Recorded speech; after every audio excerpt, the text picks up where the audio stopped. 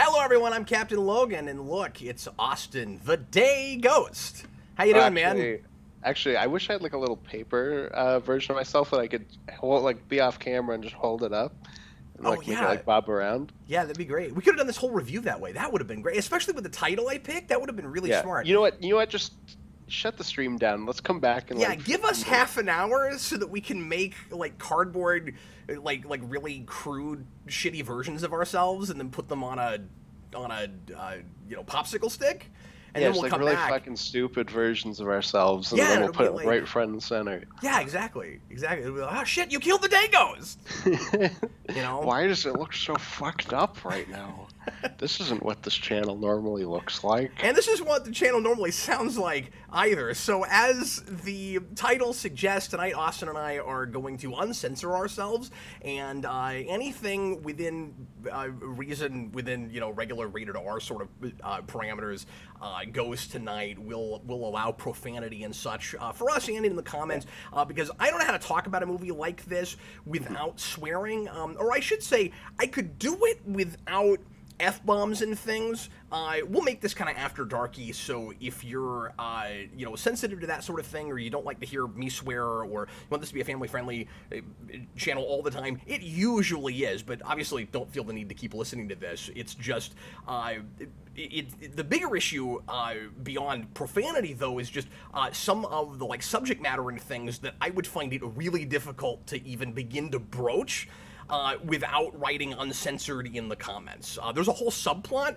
with a word that's not even really profanity, but I would feel funky usually saying here. You know what I'm talking about, probably. Yeah. Where I'm like, well, if that comes up, what do I do? And Look, I that's the thing I danced. ask often. So I know where you're coming.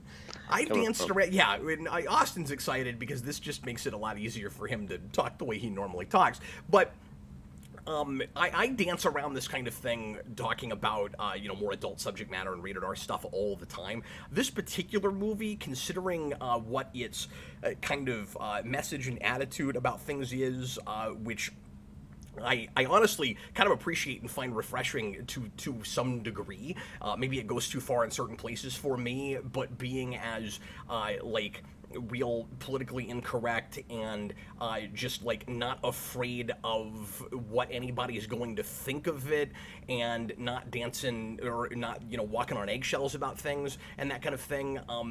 I do appreciate that about it, and feel like it would be weird to censor myself talking about a movie that's all about, as it says, because it comes out and just kind of spells out its themes over and over again because it thinks that's funny, because it just keeps saying it's about censorship.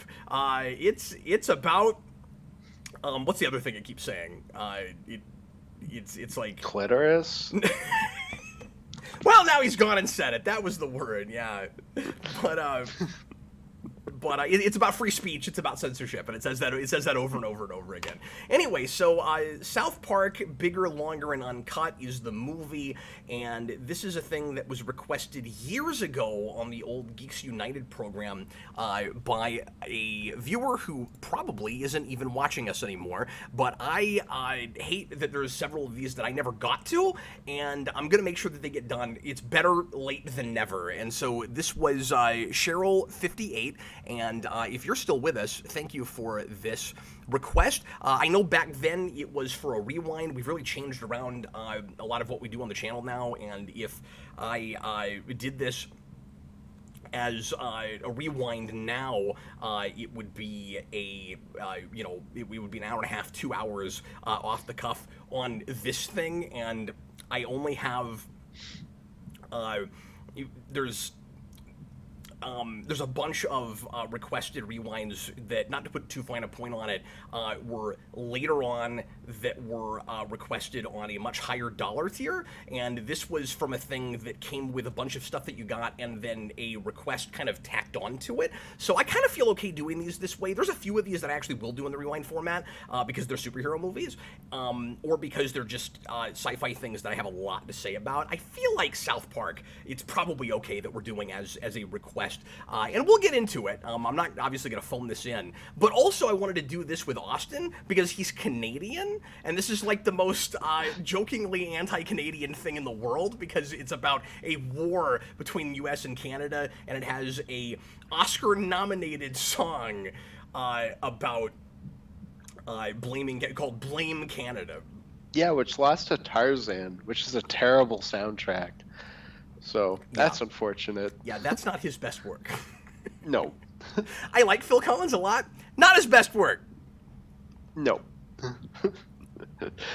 Nor do I like Disney animated like musical things where it's just like a famous singer like singing over the movie as opposed to being like an actual musical. That's lame.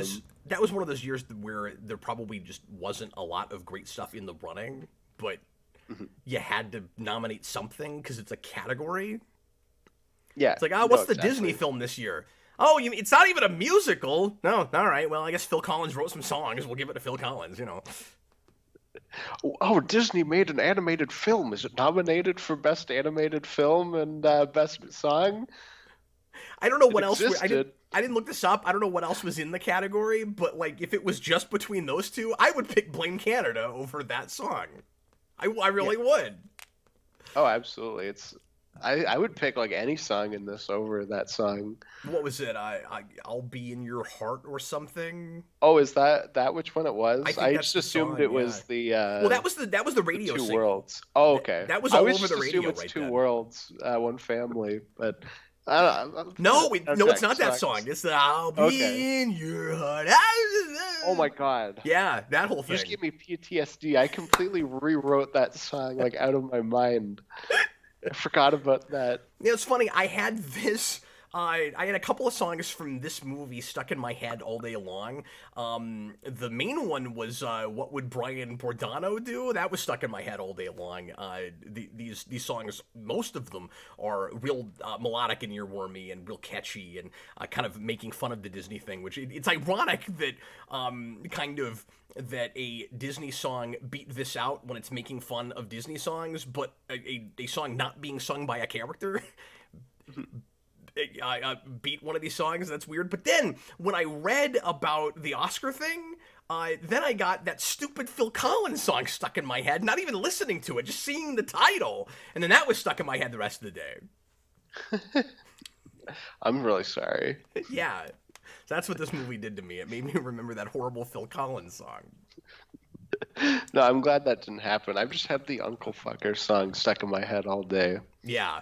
That one, it's gone back and forth between that one and the Brian Bordano song, and not to get too ahead of ourselves, that I think that's maybe my favorite song, or like it's up there. It's maybe tied just because I like the melody of that, and the concept of it is really absurd, and the humor that I appreciated most in this, as real predictable for me, was the kind of like random humor before it was the like gross out humor or just look how much profanity we can throw at you and that kind of stuff. And obviously I appreciate it for satire, but just as far as like particular individual jokes and songs, like that's funny to me because it's like our hero is a figure skater, and I just that whole thing was really funny to me. Cav just thinks figure skaters are funny.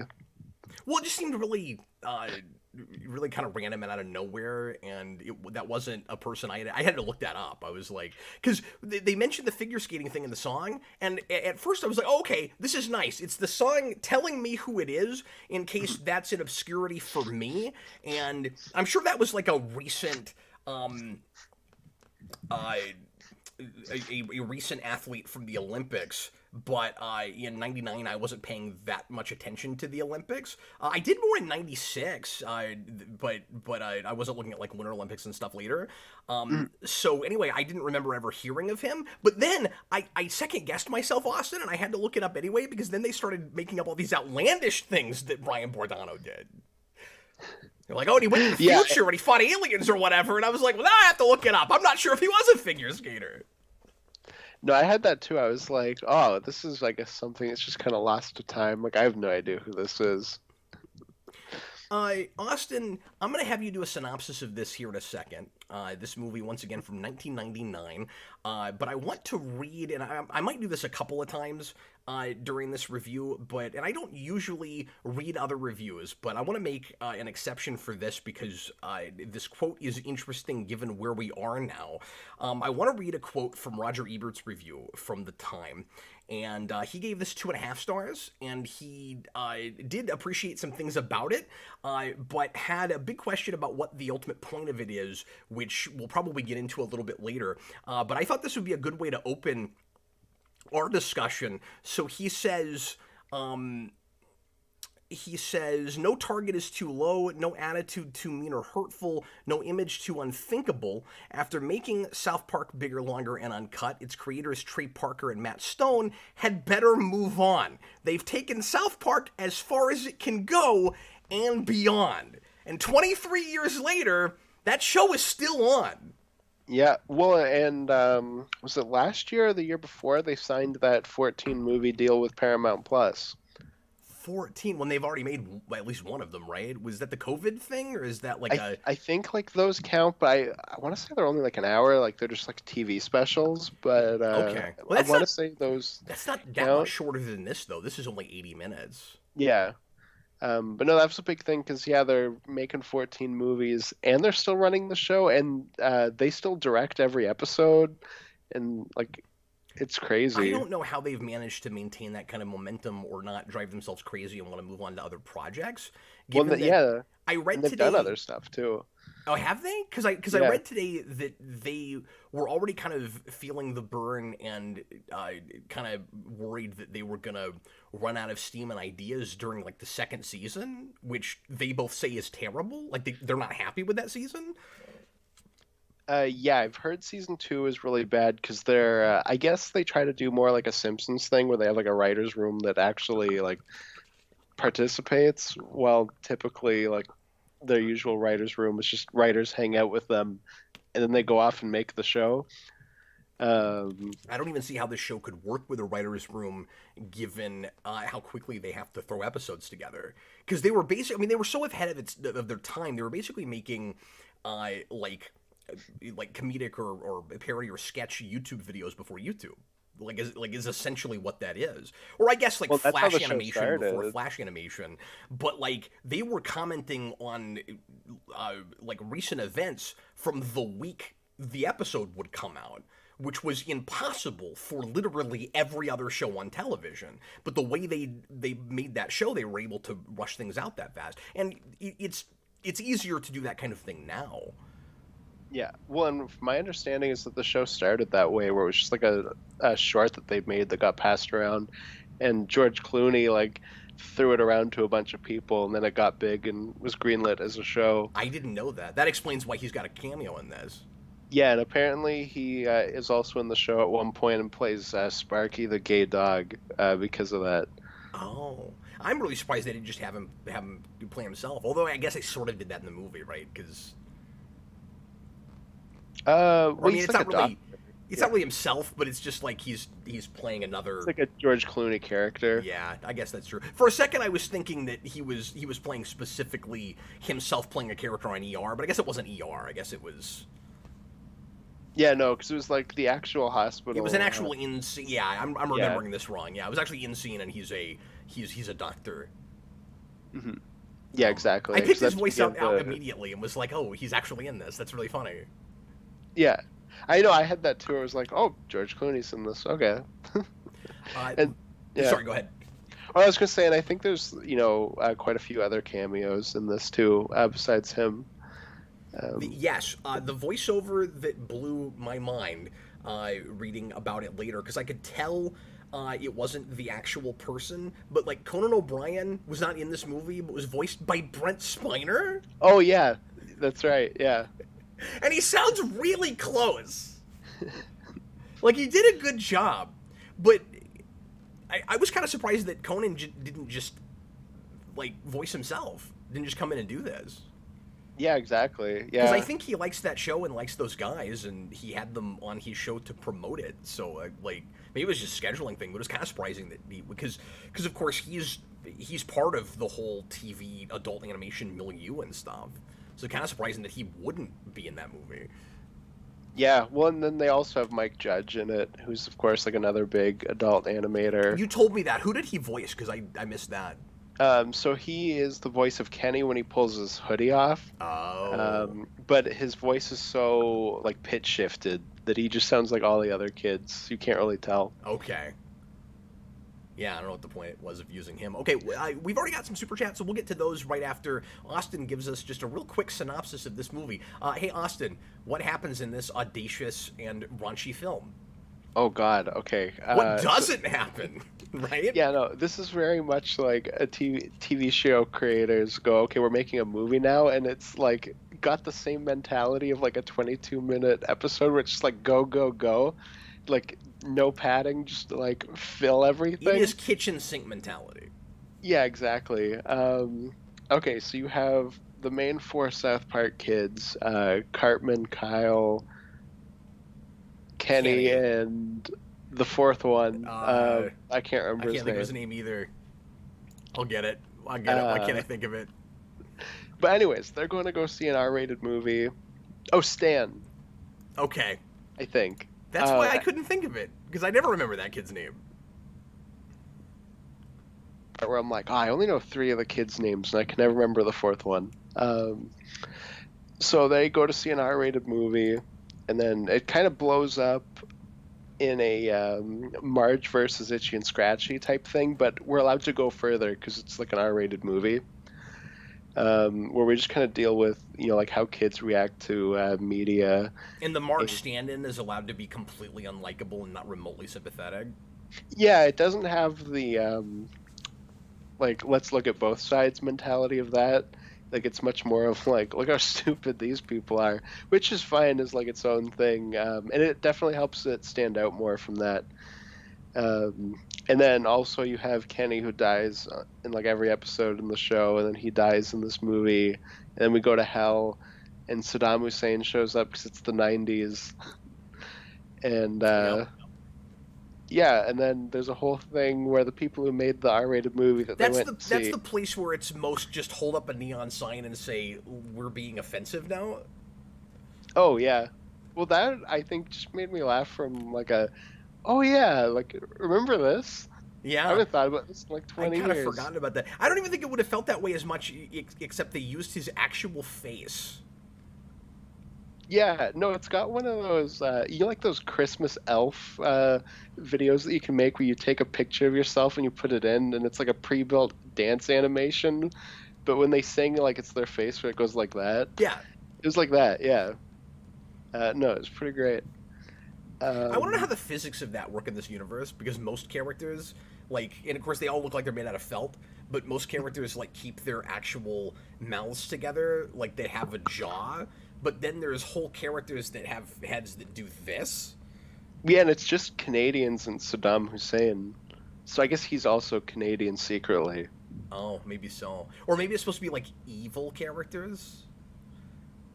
Maybe?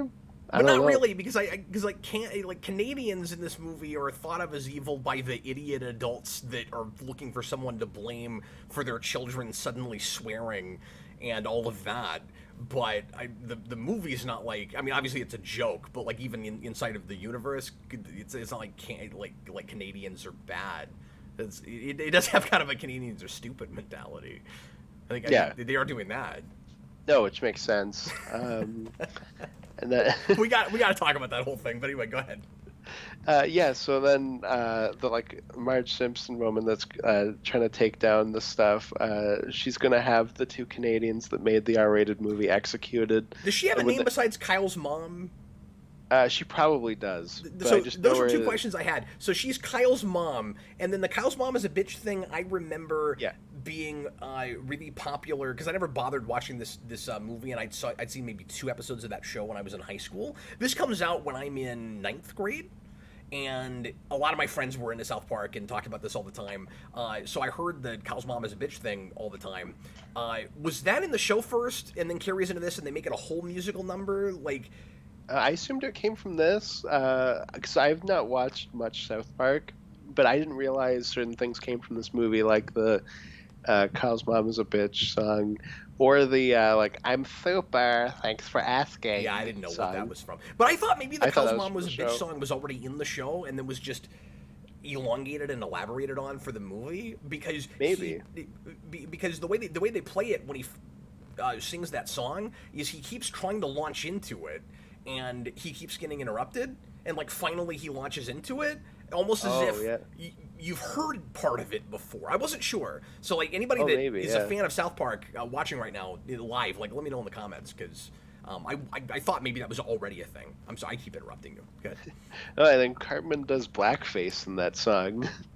Oh, that's true. That does happen. It's crazy. I'm surprised Paramount hasn't torn it down. And yeah, so they're gonna kill the two Canadian film stars, and when their blood touches American soil, Satan and Saddam Hussein get to take over, and that's the movie. Yeah. Yep. That's a pretty wild, absurd, audacious plot, and yet I have to say I am weirdly too desensitized now to the point where this was not as nuts and like messed with my impressionable sensibilities and was harder to look at as I expected it to be. I mean, there's obviously stuff that's just again not my sensibilities and not what I care for in movies, and I don't like potty humor and that kind of thing. But it's South Park. I knew what I was getting into walking in. I think even at the time, I might have been surprised to see less like sexual stuff than is in this movie, but I bet there was more of it and it was taken out to get the R rating as opposed to NC-17 because that's a real famous issue that the creators of that show and that movie had with the rating board. Oh yeah. No, I've heard that they had like issues where I guess they went to the ratings board and they were like, "Hey, can you tell us why?" Like we got like an NC-17 rating so we can fix it, and the ratings board was like, "No, sorry, we don't do that because then we're technically like censoring things, and we don't want to do that." And then I think after this movie like did really well, they went back on something and asked about it, and they were given like a breakdown for why. So Yeah, and I remember hearing something about that. yeah, I've got a quote here. This is just from the Wikipedia article, but Matt Stone said in response to the debates and controversy, Stone called the MPAA a bumbling, irresponsible organization. That is correct. If we were to give in to that and allow entertainment to become a scapegoat, you might end up living in who knows what kind of state. If you believe in your artistic vision, you've got a moral conviction to take it to them. Was how Hayes responded to that. So anyway, Yeah, no, that I agree with that. yeah. So yeah, it's there's obviously a lot of meta commentary going on here, where like they're talking a lot of the story is satire of the situation with the movie before it even comes out. Like they knew what they were getting themselves into in the first place. Like, well, if we make a South Park movie, and apparently Comedy Central had signed them for a South Park movie from like the first season. Yeah, because they're making the movie and season 3 at the same time. Like when I heard that, I was shocked because that's really early to start making a movie for a show. Yeah. And so they make a movie about kids sneaking into a like really raunchy vulgar thing that is rated R and they're not supposed to see, and all the kids end up seeing it, and the people that make it probably know that is ultimately the target audience, even though ostensibly it isn't. And then all hell breaks loose, and the parents form like a coalition and stuff. And they had to know that things like that were going to happen when they made a movie. So it's art imitating life, but it's also just the satire of the situation that they're already dealing with their show.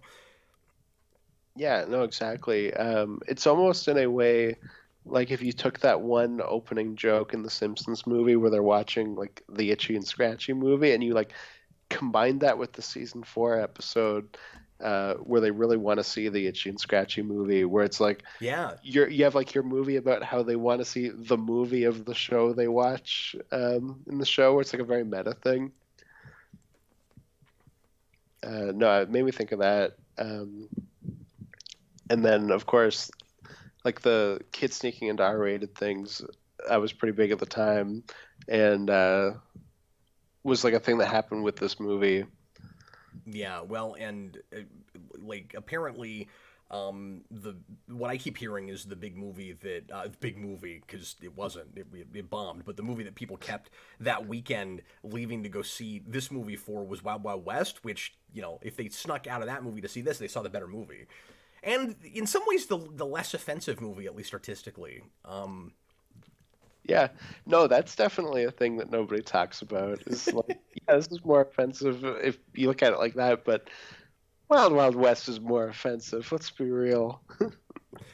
So like it's everybody talks about this movie as being a big satire of what's happening right then with Hollywood and kids and how movies and TV shows and things are affecting children and who adults are trying to blame. We had almost a kind of rehash in the 90s like we did in the 50s with the Wortham thing with comics, with particularly video games, but also movies and television. And I was a little surprised that this movie didn't get into the video game thing at all. Like, video games are never even brought up or referenced. But I felt like it was kind of talking about media at large in just using in just using movies like this that are real anti-establishment and aimed at the youth to say like we're not. You're supposed to have freedom of speech, and we can say anything we want to. And the whole purpose of being this outlandish and disgusting and vulgar is just because we can, and no one should be able to stop us. Mhm. Yeah, exactly. Oh, and one of the things I wanted to mention too, with the vulgarity thing, since it's you that I'm talking to, because you have like the Canadian film star thing, and their big thing is like the fart joke thing, which isn't funny, but the movie also knows that it's not funny. Yeah. Which I think also really helps. Where like only the kids think that that's funny, and the adults go like, "Oh, like, this is stupid." So I wanted to know like where you fell on that. Well, it's not as sophisticated about that sort of thing like something like The Simpsons is, where of course it does still, on the face of it, I think rely too much on at least common denominator humor, where I can't decide how much of that kind of thing it does think is funny. Because you're right, in the context of the the two Canadians, what's the Terrence and Phillip. I could remember Philip, but I couldn't remember the other one. Yeah, Terrence and Phillip. In the context of that movie, while they're watching it and while they're talking about it later, like the constant swearing and the fart jokes and the lighting yourself on fire and all of that isn't funny inherently all on its own, and yet there are lots of places where some of that kind of like gross out pratfall humor is supposed to be funny, and my eyes glaze over during some of that, like the kid that has to like constantly throw up because he's interested in a girl, like every time she talks to him, where she like throws up all over him or all over her and that kind of thing. Like, I don't know, that doesn't do anything for me. Like, that's not funny inherently to me. Like at the end when he throws up on her, and now she likes him because he's political now, which that is amusing. But when we get to that, and she just keeps talking to him, like ignoring that she's got the like vomit on her, like I get the joke. I get why somebody might find that funny. I didn't find it funny, but I also thought it was a mercy that if I had to watch that kind of thing, at least it's in this really stylized, really simplistic animation where nothing looks remotely realistic. because I have a really weak stomach, so none of it grossed me out as hard as it would if it looked even as real as The Simpsons. Like, if The Simpsons did that, I would have a hard time looking at it, probably. This is, like, felt characters walking around a one-dimensional plane. Yeah, and they're not animated to move. Like, it's kind of, like, bob back and forth. I like the joke they make about that, by the way. They're like, oh, it's horribly animated, and then they walk down the street, like, really, like that's funny. But I needed more of that kind of thing. No, that's the stuff that I think works best. Like, I had the same thing with you with the puking gag, because I also, after watching the movie, started the first season of the show, and that's a running gag in the show, I guess, just from the episodes that I watched. Okay. And it's like, yeah, it doesn't really do much for me, but is what it is. Yeah, each of the main three kids, beyond Kenny, who gets killed early, of course, and goes to hell and has his own subplot. I like the way all that converges at the end. Like just as far as like as preposterous and outlandish as this is, like as far as story structure goes, like it's well enough plotted, I guess, for what it is, right? Like everything comes together okay at the end. There's a lot of jokes that. Kind of running jokes that you forget about that come back at the end and kind of pay off that I appreciated. So, like, I don't know, they're thinking it's not just a 20-minute episode of a thing. It did start to wear thin for me about 35 minutes in. I do think it's too long, even for only an 80-minute movie. Just because some things I think are some concepts and types of comedy, and of course comedy is very subjective, and that makes it very difficult to talk about a thing like this, but some things are just really hard to stretch all the way to a movie. 60s Batman had a real hard time doing that. As much as I love that movie, it's long in the tooth, it sags in the middle, because you're taking a 45-minute with that two-part formula and stretching it to an hour and a half to an hour 45, however long that movie is. And this is doing the same thing with a 20-minute formula. And the scope is larger, and there's some subplots, so there's a little bit more going on, but it does still feel a little bit like a 20-minute sketch stretched out to 80 minutes to me. Yeah, I was going somewhere else with that, but I guess I'll stop at that point and let you say something. Go ahead. No, that's something I think that's interesting with like TV show people making movies is that you kind of have that a little bit where you can almost like break them down, where it's like you're so used to like that 22-minute structure that even when you get outside of it, it still almost feels like it's broken up in that space. Like you can kind of break off the first, and obviously you have like acts in a movie. But like I don't know, it's I think kind of more apparent in a lot of these kind of TV show movies. Like you have your first bit, where it's like just the kids dealing with the movie, and then you kind of get away from that, and then it's okay. Now the parents are going after things. Okay, and now it's war with Canada. You know what I mean? Like it almost in a way you can break it down into like a 3-part episode. Yeah. I think the first half an hour of this is probably where it's at its best. Yeah, I think I'd agree with that. When you're actually dealing with the kids in the movie and like how they react to that. Yeah, and this is one of those movies where I kind of enjoyed and appreciated all the setup more than I did the payoff. Where it's like just introducing all of the preposterous ideas and giving me the initial satirical ideas and all of that. Because I mean, let's face it, like we're kind of dropping satire and then just moving on and being ridiculous with it, right? Like, also in Ebert's review, he asked the question like, okay, I get what the message is, but what is the point of it? You know what I mean? Like what is the movie at the end of the day actually saying? And I'll read this quote real quick because this was a thing I wanted to talk about too. He says, all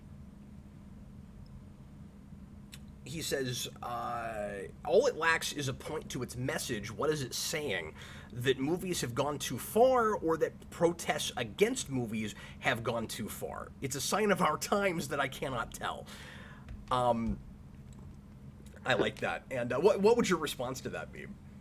I think it's the like protesters have gone too far. I think it's kind of both. Like I think the point of it might be and again, this is from kind of a anti-establishment, almost like punk rock way of looking at it, where it's like, look, this is just how things are now, and we're taking advantage of it because why not? Like, that seems to be the attitude of the movie, where it's saying, like, maybe the movies have taken things too far, and it is kind of weird that kids see these things, and what do you really do about it? But like, there's nothing you can do, so all you can do is be a parent, and like, we can't stop this train a running.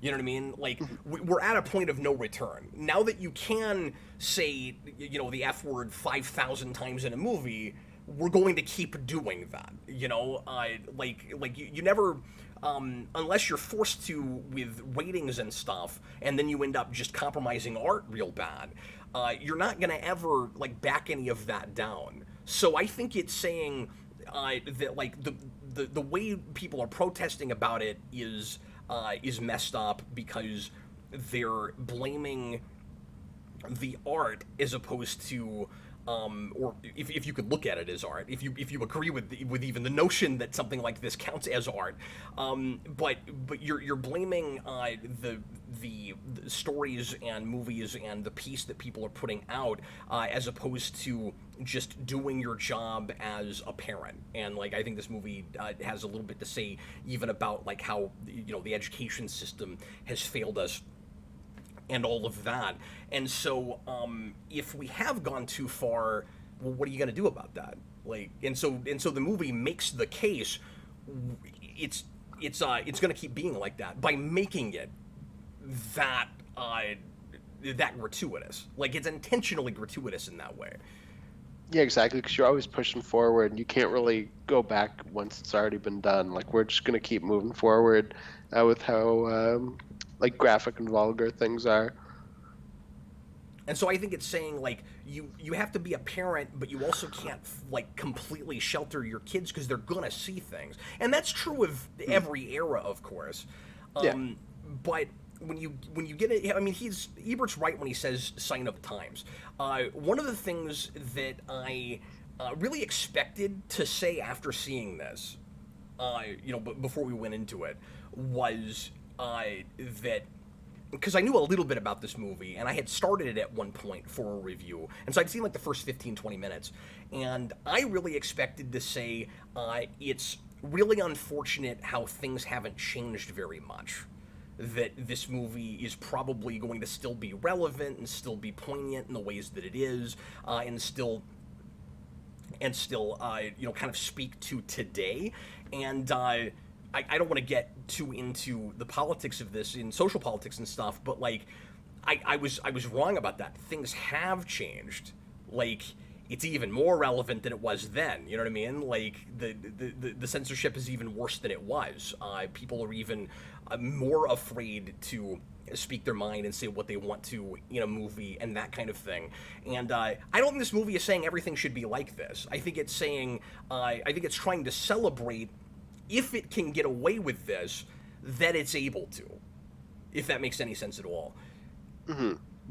Yeah, just like you said with that quote from, I think it was Matt Stone, just, if this is, what you want to do with your art, like, you should be able to.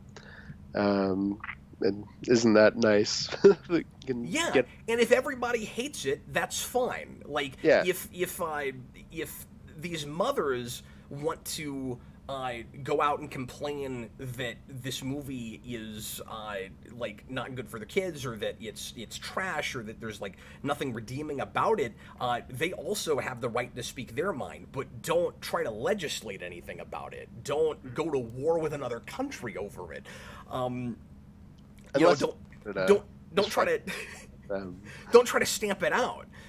Don't say that it can't exist. But there's nothing wrong with complaining about it, and like in exactly the same way as the people that made the movie have the right to do that. And that was the part of it that just me personally resonated with me, and I kind of agreed with. But what bothered me was thinking about all of the things that is like politically incorrect and intentionally offensive and everything, as this movie is, all the stuff that it probably couldn't get away with putting on the big screen at all now. Like Like, I don't even know how they'd get some of these things in the door. And again, some of it is offensive to me. Ebert said this too in his review, where like I laughed at things and a lot of it I found offensive.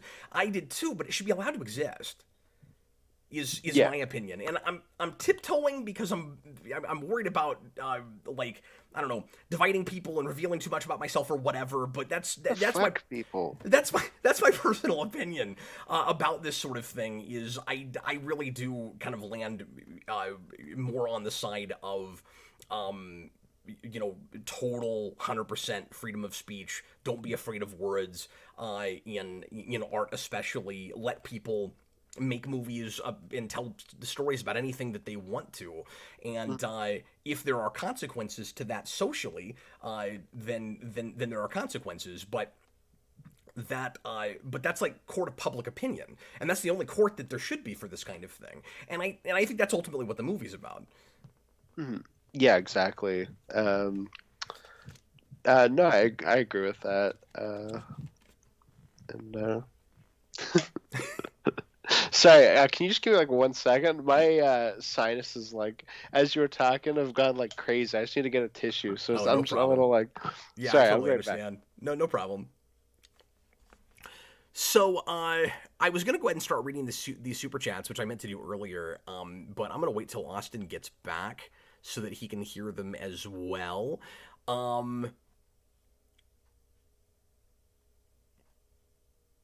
Josh says, I thought the fart tap dancing is funny. Yeah, there's gonna be, obviously mileage is gonna vary with this kind of thing. So like, I'm an absolute prude when it comes to like bodily function humor and that kind of thing.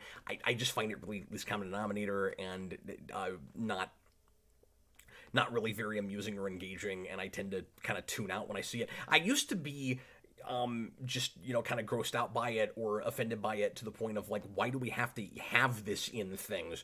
And I'm more appreciative of the notion that like different things just inherently make people laugh and they can't explain why. And so there's enough people that find fart jokes and that kind of thing funny that I guess I get why you would put it in things, even if I don't personally find it funny or appreciate it. So now I tend, when I see that kind of thing, to look for something that I can latch onto. Like I have that with I don't know, like even occasionally things like The Simpsons, but like the Harley Quinn show that's on now.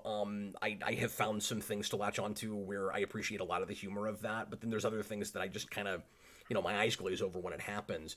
So I just need a particular percentage that I can handle, and like I'm never going to like scream to the rooftops its praises, probably, if it's got enough of that kind of thing in it. But if I can find something that I can enjoy in it, then it's not a giant waste of time to me, I guess. Yeah, when you're doing a comedy that's like a joke per second, like this is, not everything's gonna land. So there's more of that, like, okay, that joke didn't really work, but this one like really worked, so it kind of made up for that one. You're throwing things at the wall. Yeah, exactly. So stuff like the like flatulence, like body humor stuff. It's like, yeah, that's not great, but then there's like some satire for society and things like that you can latch on to as well. Bob the Hun put in a $5 super chat and says South Park BLU, I don't know what that means, was originally supposed to be South Park. Is it just? No, that's not bigger, longer, and Uncut. I guess it is this movie. Okay, pardon me. Yeah.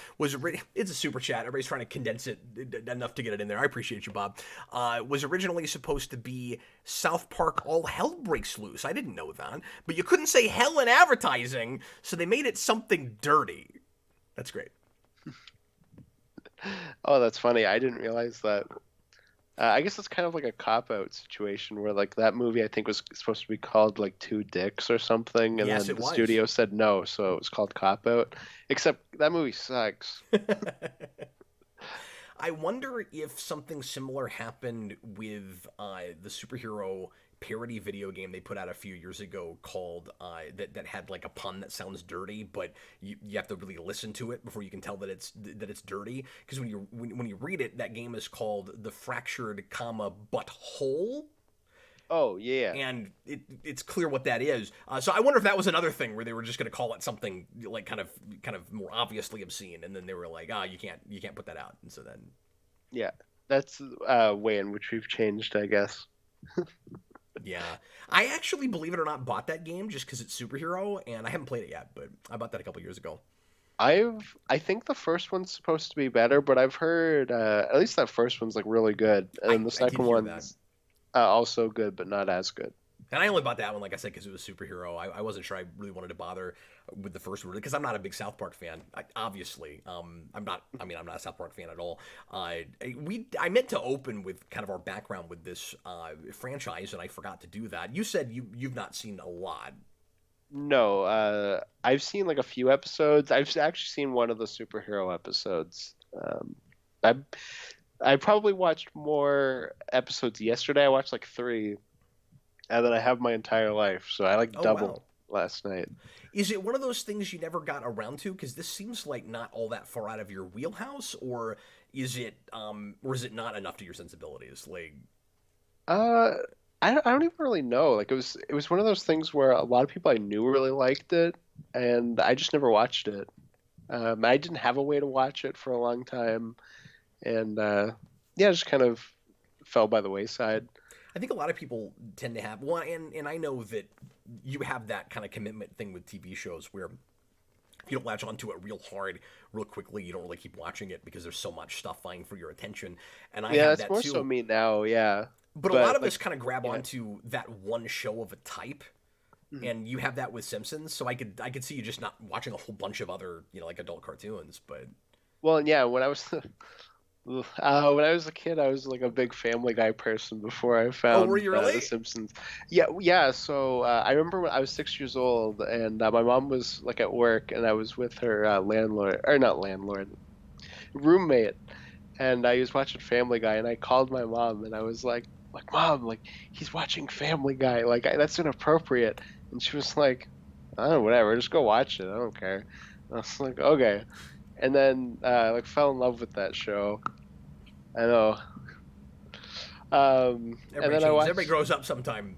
exactly. I was 6. It's fine. And then I saw the Simpsons movie in the drive-in when I was 10, and then I like jumped ship and realized that like a lot of the Family Guy episodes I liked were like very clear knockoffs of Simpsons episodes that were way better. Yeah, I saw some kind of parallels with this to the Simpsons movie, and I guess that's kind of inevitable. Where in taking again like your 20-25 minute format and making it a movie. Like, what's the first thing you go to? Well, with absurd, kind of set in the real world, but a real heightened, goofy cartoon reality of it. The first place you'd go is let's come up with some kind of like big the world is at stake kind of thing where we have to bring in like politics and the president and stuff. And both of these movies do that a little bit. Hmm. Yeah, no, that's a big thing with just the big like adult animated shows that have movies that I've seen have because the Beavis and Butthead movie has that as well. Technically, the second one as well. But the first one is like them going all around America and they're hunted by the FBI, which I guess two does kind of as well, but it's not as big. Oh, okay. Yeah, because one of the things too I wanted to bring up was just those three movies are all things that I like that got me into the show, or like I watched before I really knew the show. So I think it's just kind of interesting to look at them and just kind of how I think they fall together. Well, let me ask you this: if you'd seen this movie earlier, would you have become a fan of that show? Do you think? Oh, it's hard to say. Like I feel like I wouldn't really know unless I showed it to myself as a kid. Yeah. Because there's certain things like my I don't know if it was my mom, but she might have been. But her one roommate, not the one that showed me Family Guy, but a later one, I was really big into Trailer Park Boys, and I saw a lot of that as a kid. And like that was a show that I just kind of went, I don't really like this. So I don't know if it would maybe push into that territory, or if it was if it would be like cartoony enough for me to like it. I don't really know. Yeah. I was kind of curious, and I also wanted to know how you thought this compared to the Simpsons movie, as just like a movie adaptation of a cartoon show. Like do you think it's in because obviously comparing apples and oranges kind of, but like just in comparing this movie to what little you know of that show versus the Simpsons movie to that show, like is this as good of a movie version of that, do you think? Yeah, it's really hard to say. It's hard to say. So, yeah, I feel like they're probably at least on par. This is like I feel like it's blasphemy for me to say that this isn't better because I know a lot of people are more mixed on the Simpsons movie, but I like it quite a bit. I don't mind saying I really like the Simpsons movie, Yeah, no, I like it quite a bit. and I like the Simpsons a lot more than South Park, so just naturally I like this better than I like the Simpsons movie better than the South Park movie. But in comparing each to their respective show, this seems like maybe and also it's weird to compare them because that came out so much later and had to bring back Yeah, people that used to work on that show, whereas this is the yeah, original show's creators while they're still there. So I mean, it's real different, but I feel like, and kind of unfair because no, of that, but I feel and like this yeah, is probably more of a like fair representation no, and I feel like they're of both that show. yeah, and I feel like they're both pretty good at being a movie and also being a movie of a show where like Yeah. I don't have an issue watching this because a lot of TV shows I think kind of struggle with that mentality of okay, how much do we lean into like a new audience that might see this and how much do we lean into the diehards because Oh, that's this like a doesn't really hard care line. who's watching it. Yeah, that's like a really hard line to walk when you're making a movie of a show. And I feel like this works as a movie if you don't know the show, but there's probably stuff that's from the show that you would appreciate more having seen it. That's true. It's also not easing anybody in that's not already aware of That's uh, true too. just how far it goes in its offensive humor and vulgarity and all of that. But I kind of appreciate that because it right away tells you what you're getting into. That scene when they go see the Terrence and Phillip movie and everybody but the four boys leaves Mhm. is I think again another meta thing where they're expecting that to happen with this movie, and it's almost like they're delighting in it. It's almost like they want that to happen, where they're imagining like a bunch of parents bring their kids because they don't pay attention to what their kids are watching. It's a cartoon thing. It's fine. And then Yeah, and we it's called still South do Park. that. That sounds really innocuous. Yeah, we do. Like I've complained about this with rated R DC animated direct-to-video movies that get put in Targets in the kids section, and parents aren't paying attention to the ratings, and so they get home and they've bought The Killing Joke and they put it on for their 7-year-old. That fucking bothers me. Like So, like, I can't have that. Partly because that's that not movie even. sucks, but I Yeah, also just that's what I was can't gonna say. have that. That's what I was gonna say. That's not even an R-rated thing. That's just that movie's trash. But yeah, it's like like my kid likes Batman. I'll put on this. What's this movie called? Justice League Apocalypse War. Okay, here you go, child. Watch this. I'm gonna go make dinner. So like the kids go see the Terrence and Phillip movie, and then they come back and they're obviously parroting everything that they're seeing from that movie. This is a realistic thing that really does happen. So like video games and violent movies and things aren't generally going to entice kids to go like find a gun and start shooting people or stab people or whatever. But if they hear fuck a bunch of times in a movie, they're gonna walk around and say fuck a lot. That's Yeah. absolutely going to happen. No, I remember when I was a little kid.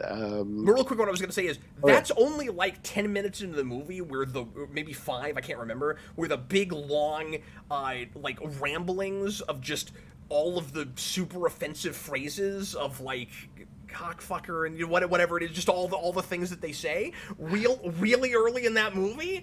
Yeah. There's a part of me that appreciates that because if I can't handle that, I could get out now. Yeah. Like it's That's establishing first exit on the movie highway. it's establishing tone and attitude and everything early. But I'm sorry, what were you saying? Oh no, I was just gonna say, like, to add on to your point, like I remember when I was a kid, my uncle was playing Grand Theft Auto, and one of the characters said "motherfucker," and I was like, "Ha, like motherfucker, that's funny." But like I don't know what that means. Like, Yeah. Well, that's the thing is, I like how innocent the kids are, even while part of the humor is they don't think they are, and they're responding constantly to the cynical world that they live in with adults that don't care, that don't understand, and maybe don't care enough about children. And so while you have all these kids like constantly saying, damn, and once they hear it, fuck and shit, and all these swear words, they also, none of them knows what a clitoris is. And I actually thought that was really funny. Where like that becomes, and I'm surprised I'm saying this again with my sensibilities and how much of a prude I am and stuff, but just in the context of the movie, taking it on its own terms, that was an amusing subplot, because it's like that becomes a MacGuffin for that kid who's like, well, he's very innocent. I want this girl to like me. The chef told me that that's the thing I need to find, so he's on a quest to find this artifact. Like, what is that thing? And I also like that by the end of the movie, location of the clitoris, they never know what it is. They never figure that out, and I think that's funny. Like there's a thing that comes to them calling itself a that whole thing, but they never find out what it is. Yeah, they think it's a mystical being.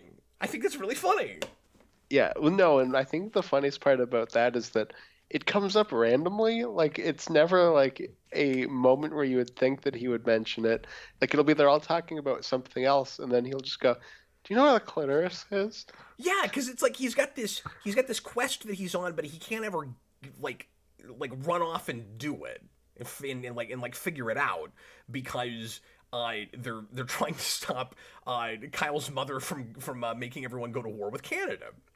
And so each of the kids has kind of their own motivation, like the thing that they want, and that's good, because that's what stories are. And so he wants this girl to like him, and he's on this quest to figure that out. And that's actually maybe even a little bit better than what the other two have, because it's more directly connected to the A story, and kind of just become gags before it's. Not that I'm expecting like a real three-dimensional character arc for any of these characters, but his is like there's actually this thing that I'm trying to attain, and then the other two, it kind of just degenerates into, well, this kid's mom is a bitch, and that's kind of all that is. And then the other kid, well, she's not just a bitch. You got to do like the whole thing. It's a little bit more than just she's a bitch. But I'm just saying that's the crux of it. Where like, which kid is that? Is that Stan? That's Cartman. That's Cartman. Yeah. Well, no, he's like the big fan favorite. Well, but then Cartman's thing. Well, no, Cartman's the one that sings that. Okay, yeah. And then I guess and then Kyle's mom is a bitch, and then is Stan the kid that likes the girl? No. Oh wait. Who's the kid that likes the girl? Yeah, no. Okay, I guess that is Kyle. Is that Kyle? No, I guess that's Stan. That's what I'm saying. Is each of them has a thing. Yeah. Okay. Yeah. No, I guess that's Stan. And then Cartman's same kid. Whatever. Yeah, it's all the same. I had that by the end where I was like, this must be on purpose, where like all the voices sound exactly the same, and like it's even more than a Powerpuff Girls thing, where it's like they're all very kind of the same. At least I don't know. They seem like the same character like as I'm going asshole through. One, and then the Stan and Kyle, because Cartman's name is Eric.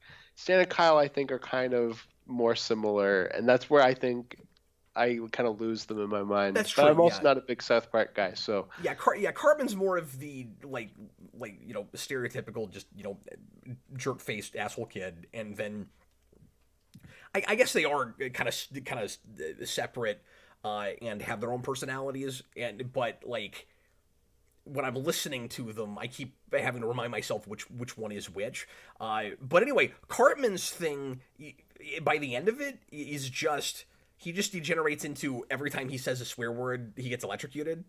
And, like, that's kind of it. Yeah, like, we kind of don't have much for him to do at a certain point, so they just give him that. I also didn't. That was the big kind of. It's funny saying that with this particular movie. It's kind of the big plot hole I found. Like for the sake of just again the context of the internal logic of this thing, most of it kind of works as well as it's going to. I don't understand why none of the other kids got the chips put in their heads. I wondered that too. Why did that never happen? Because it seemed like it was ultimately yeah. just a setup for Cartman to have a recurring joke, which was occasionally kind of funny, but I thought that one was pretty obvious, to be honest with you. Like, that never did a lot for me. Mm-hmm. Yeah, I guess like the reasoning in the story is just because he was the one who did the bitch song, and that's why he gets it. But it is like, yeah, why don't the other kids get it? It would have been cool to contrive some reason to do a reprise of the bitch song so that he had to sing it again, and then he kept getting electrocuted every time he said bitch. Like that's when he like uses his electrical powers to like fight everybody at the end. Yeah. That would have been funny. Where he has the obligatory respect my authority. I was wondering where that was going to come in somewhere, because even I couldn't miss that when I was a kid and the show was popular, because it was on bumper stickers, it was everywhere. The cop episode where he says that, and then I guess that became like his catchphrase. And what was that, like the second or third episode of that show? It's like really early. I'm not sure. I don't remember that being one of the ones I watched yesterday. But oh, okay. Well, maybe it's a little bit later, but I know that was like a super popular thing. And anyway, Bob the Hun, $2 super chat. The title is a circumcision double entendre, which I had not picked up on, but technically guess it's it must be the opposite of a circumcision because it is in fact uncut. That's a good point, right? Yeah, it's a metaphor for not having that done. Mm-hmm. Yeah, exactly. Yeah, I had not thought of that until I read that. So, thanks for bringing that to my attention. Philip Kelton, 50 Mexican pesos. Thanks very much. The ultimate point is for kids that grew up with this film to realize they were the kids watching stuff their parents didn't want them to see. I mean, I think they probably knew that. Oh, you just mean in the meta context of the movie that maybe if you watched this as a kid you wouldn't pick up on the meta text of it.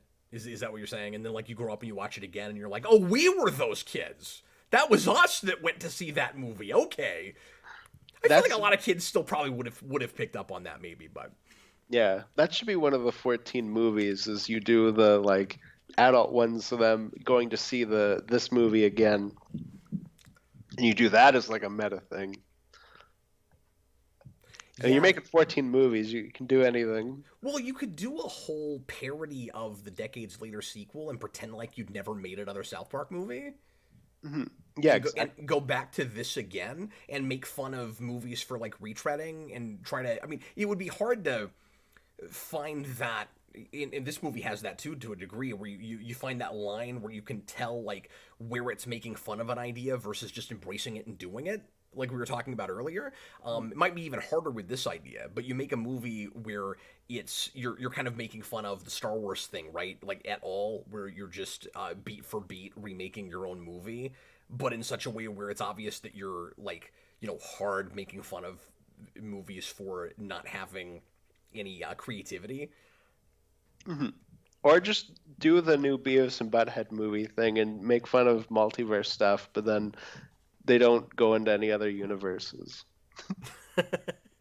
Chewbacca's Lover, $2 super chat. They also made Team America and Book of Mormon. I didn't know that was them. Team America looked like a thing I would never have any interest in, so I've never bothered with that. But yeah, I've never seen that. I think I've heard a song from Book of Mormon. My sister was really into that.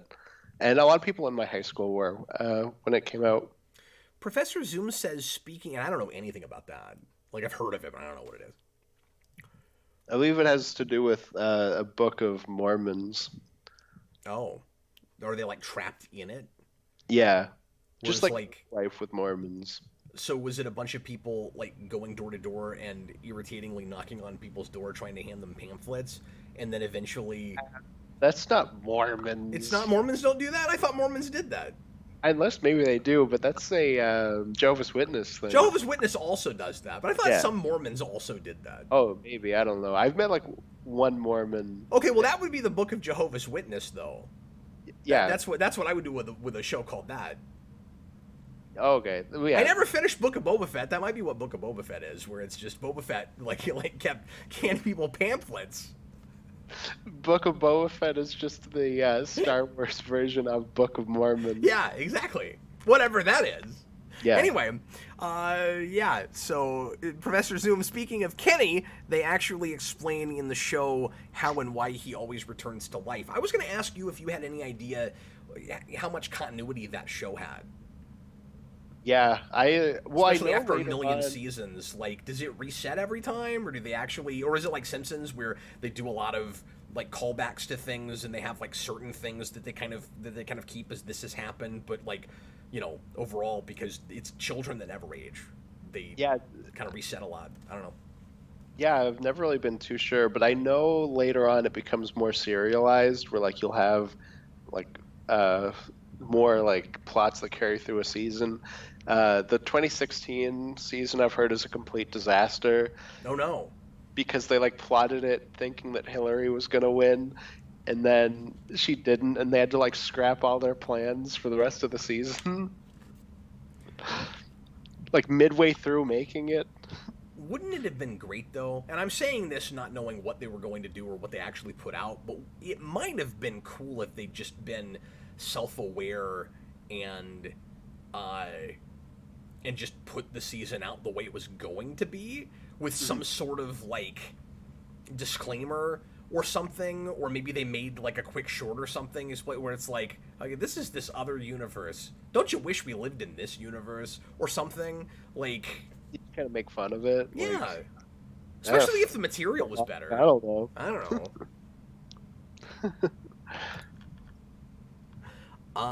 Several more super chats. Thank you guys. Okay, Chewbacca's Lover once again. Stan and Kyle are based on the creators, Trey and Matt. Now that you say that, I remember hearing that years ago, but I'd forgotten about that. Yeah, that makes sense because I think South Park was like based on the town that they grew up in or something. I can't remember. Yes, it was definitely based on the town they grew up in. And I think you can kind of tell that just looking at it, because why else would you pick this kind of locale if it wasn't like a place you were familiar with? What would possess you to go, well, let's do a thing like up in the mountains that's like this little podunk town? And I liked that, the reprise at the end of that song from the beginning. There's kind of the... and there's a lot of Disney in this, but it's kind of making fun of like the opening of Beauty and the Beast or the opening of Mulan, like singing about the town that you live in, and you know those things are about somebody like trying to get out and leave. This is like the reverse of that, the opposite of that, where it's like, this is great. Why would we ever leave? Which is funny, but I like all the synonyms they come up with all in a row for like white trash and podunk and stuff. That was really funny. Oh yeah. No, that song's really funny. Overall, the music in general is really good in this movie. We haven't talked enough about the music, and I never really did a sign flip. I get like this is not my thing, but like I think it does a good job of being what it wants to be. I was entertained. I didn't like the last half as much as the first half, but it still like held my attention well enough, I guess. And like they started introducing, let me say this real quick, they started introducing stuff toward the end that I was disappointed with, that I just wasn't real impressed with, like the kid that shows up and is like I can't remember what his name was, but was like The like rebellion leader kid. yeah, the rebellion leader kid. That guy did nothing for me. I didn't think any of that was funny at all. Yeah, he's just kind of there. The SO tour, the like gay like you know, master of ceremonies and all of that.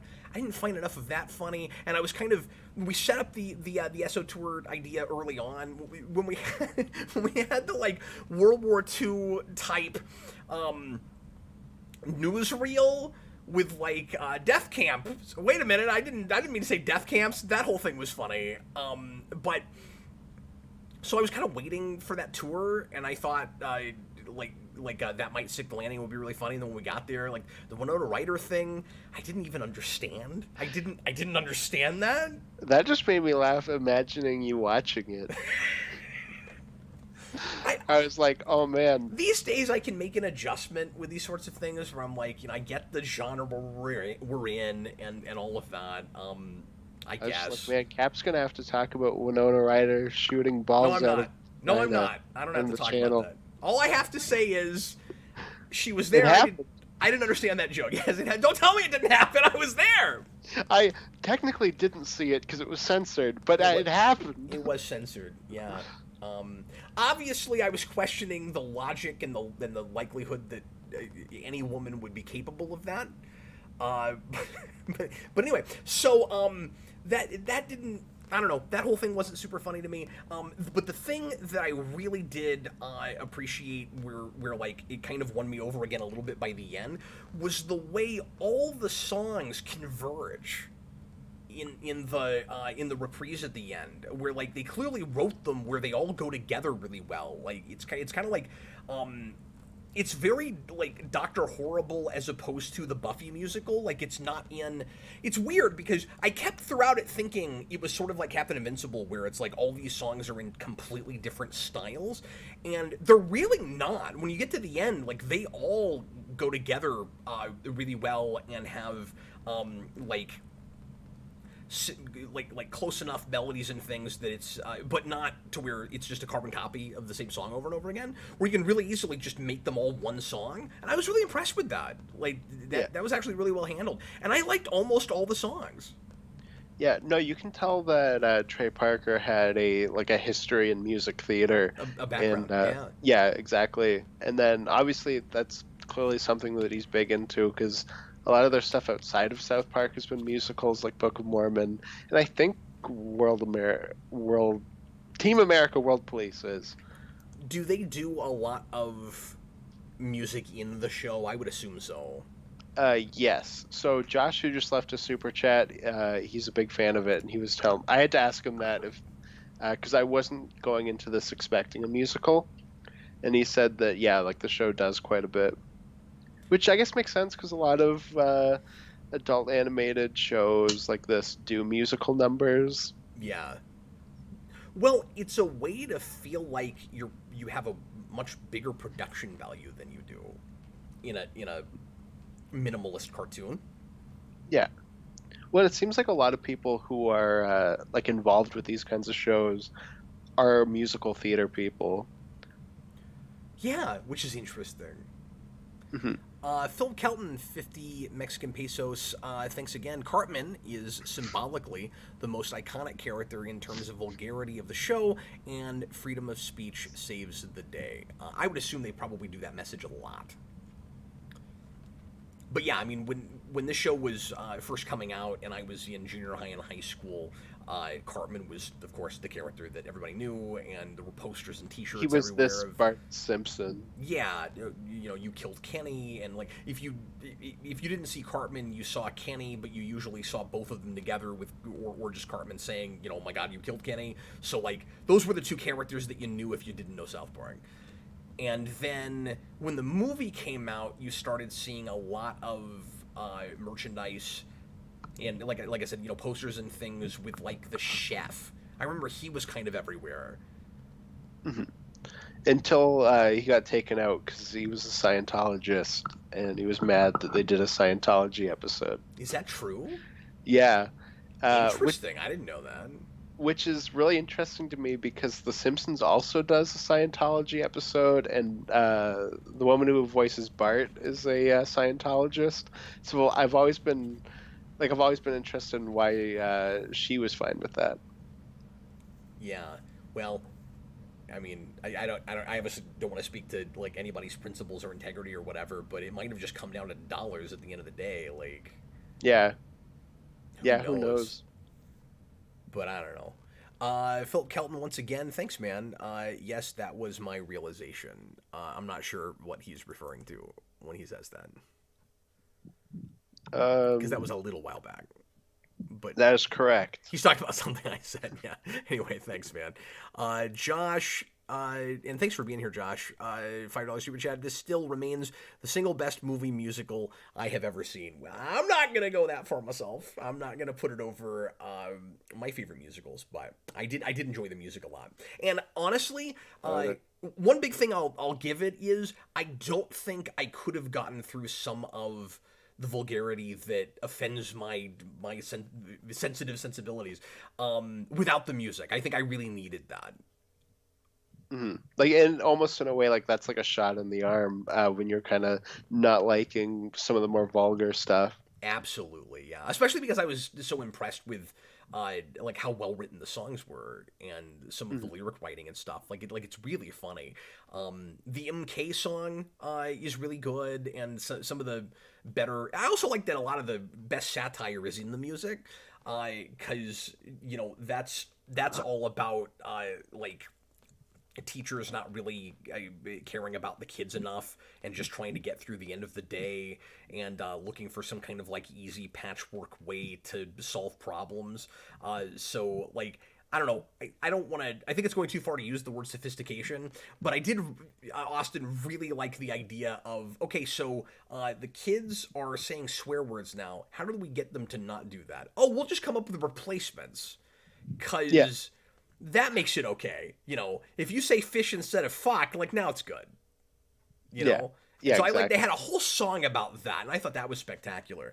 And remember, I was a kid just before this came out, and I saw a lot of that, where you'd have just Oh yeah. oversimplifications to more complicated problems. Like, what you really, and I don't want to soapbox, but like, what you really need to deal with problems like this is A, parents paying attention to what their kids are looking at, and B, like, again, not like, kids aren't ready for everything. I don't mean show them Child's Play when they're 5, but you can't full on shelter them, and so at some, you ease them into things, but at some point when they see things inevitably that they're not supposed to, you sit down and you have conversations with them about them, and you just make it clear that they're not off by themselves and that they still have you for guidance, and you create like really clear like uh what's the word I'm looking for? Boundaries.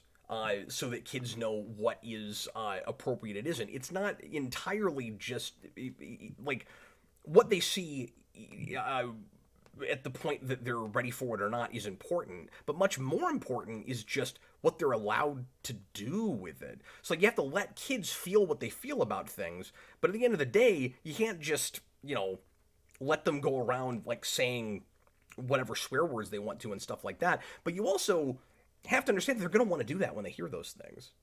So like, you create rules, but you also have to remember that you were a kid once too. Like, that's really important.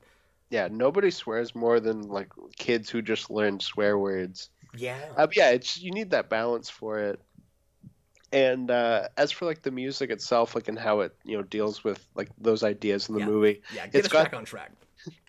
it has that musical theater side of just hey, uh, our song shouldn't just be Phil Collins bullshitting over the movie. Like have the song be like a part of the movie and developing the themes and pushing it forward. Yeah.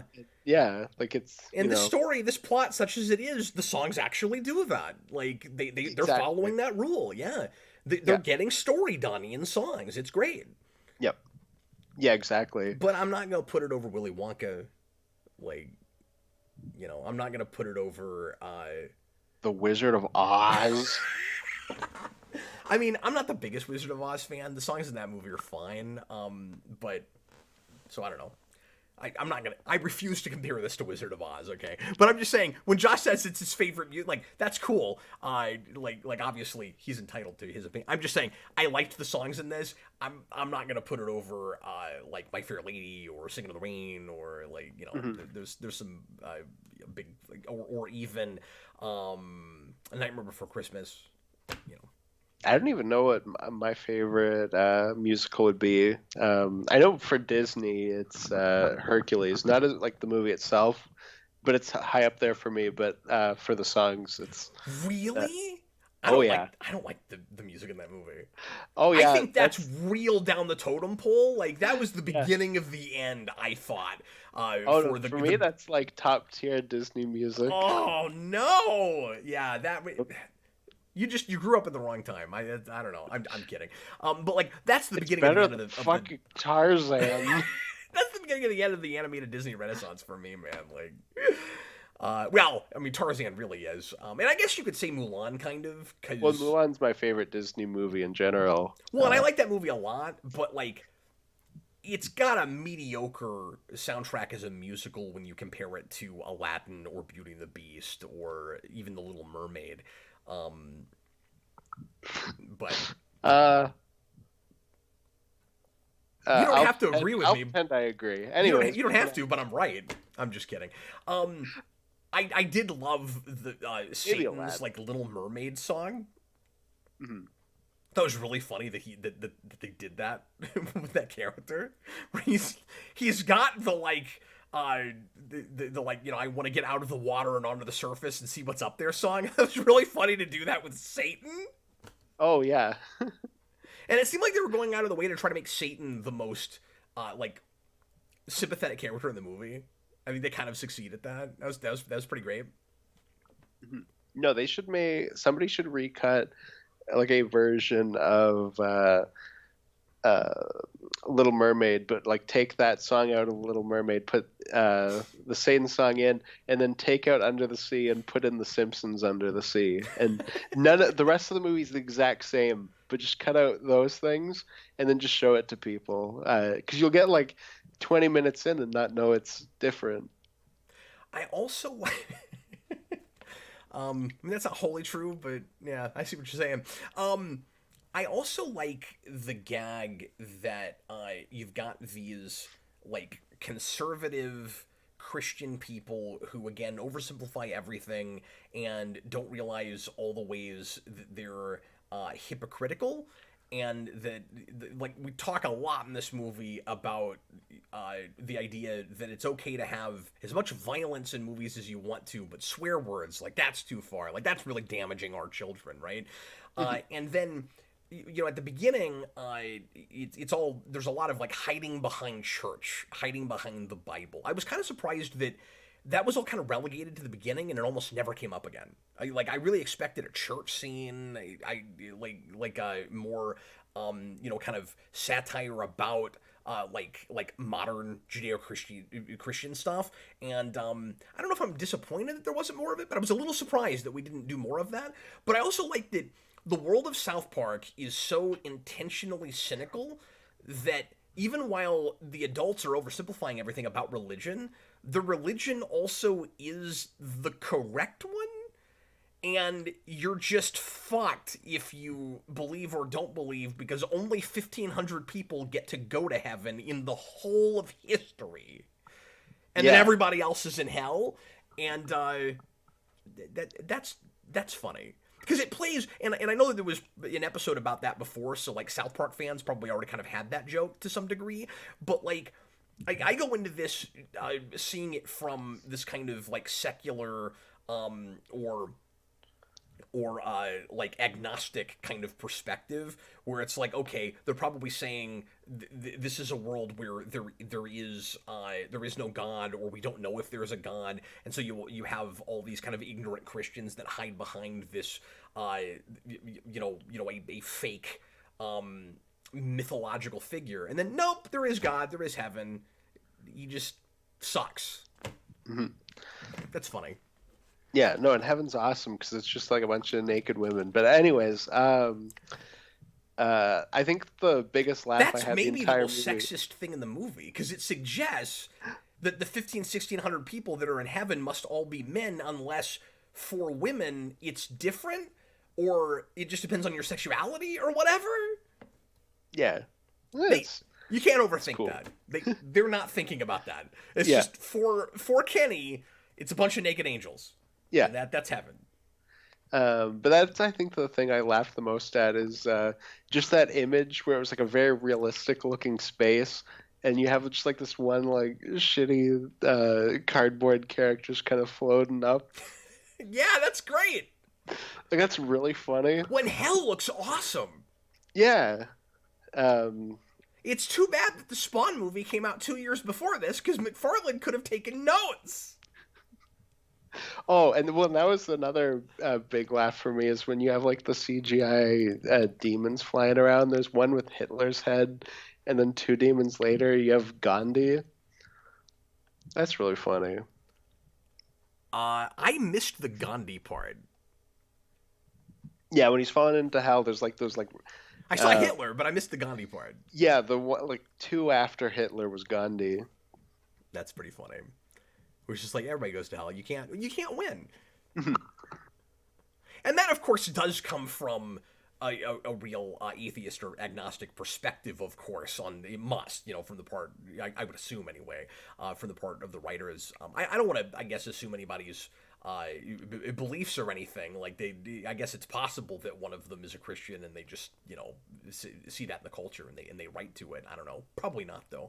I would imagine. But that seems like a real kind of atheist perspective of going, well, if there was a heaven, like the rules don't make any sense, and like anything you couldn't possibly get in, and that just depends on what denomination you take as true or whatever. But Yeah, well, I just like jokes about how like crazy like the rules are to get into heaven are. Like in the season finale of Smiling Friends, there's a really good joke where the main character goes to hell and he meets his grandma who's in hell because she said damn once in 1940 after seeing her husband get murdered. Let me take a step back and ask you a question that I probably know the answer to for you, but I'm going to ask you anyway. Is there anything in this that you think is like a step too far even for jokes? Like anything where you're just like, this is so gratuitously offensive, you're just doing it because you can and there's not a good enough reason for it? Or does anything strike you that way? No, I have like a very hardcore like the no joke is too far. Like you can joke about anything, so it's like I've kind of not found something where I go like, that was too far. Like it's just I don't know. But does context ever matter? Where like maybe it's not too far for you personally, but for like what the piece is saying or whatever, you know what I mean? Where like can you? I guess what I mean is, and I'm not I'm not trying to like what's the word I'm looking for? Speak to like my own opinion on this because like I think overall I don't really have too much of a problem with anything, and I can explain why later. I mean, there's stuff I don't like, but just as far as like, Yeah. oh, no, you shouldn't have done that. A movie that is clearly kind of, especially toward the end, like speaking against like racism and bigotry and that kind of thing, because this movie does do that, is at the same time doing a lot of like ethnic stereotypes and that sort of thing. Like it works for me because we're making fun of everybody and white people suck just as much as everybody else does.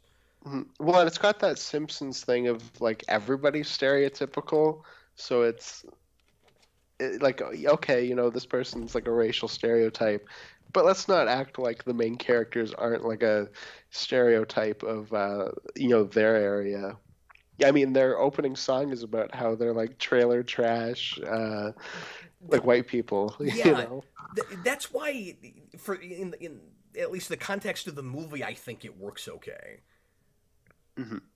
Yeah, I don't have an issue with that. Where it's like you get to the end and you have that really cutting joke about the all like black squadron of soldiers that are like the cannon fodder that like the pawns go first, like they go first. Yeah. And I had that moment where I was like, wow, that's a risky joke. You know what I mean? Like, but what they're making fun of course, is like inequality and like really thinly veiled racism Ian. Yeah, because the joke isn't that like, oh, black people like deserve to die or whatever, like throw them out first. The joke is like, look at these assholes that like set this up. Yeah.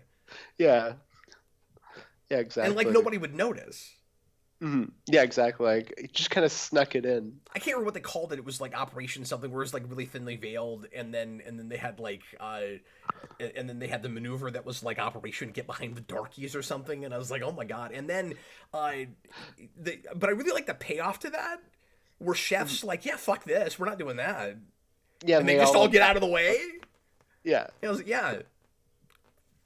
No, that was pretty good. Bob the Hun, $5 super chat. Team America is great. It's even more relevant now than this movie. It satirizes Hollywood's political activism. Did I say Activision? Activism. It satirizes left-wing It's the Call of hypocrisy Duty more. developer. Well, I Uh, appreciate that it's making fun of both sides, certainly. yeah, and I mean, I've heard that movie's great. I've just not seen it. Well, I say both sides. I guess that's all left stuff, but Mhm. I've heard the America Fuck Yeah song. That's about as much as I know from that movie. um, yeah, I have not seen anything from that.